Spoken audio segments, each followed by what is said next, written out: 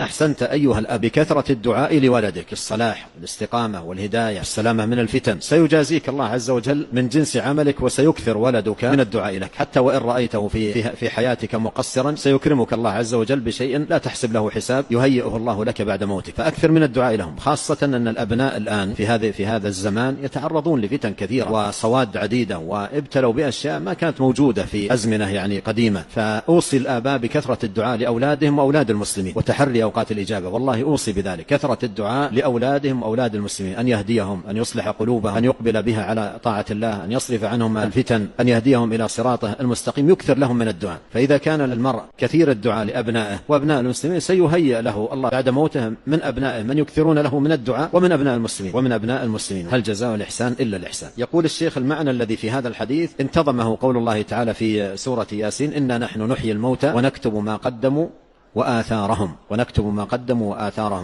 ما قدموا أي باشروه في هذه الحياة، وآثارهم أي آثار أعمالهم، ما ترتب على أعمالهم مما عمله غيرهم أو انتفع به غيرهم. نعم.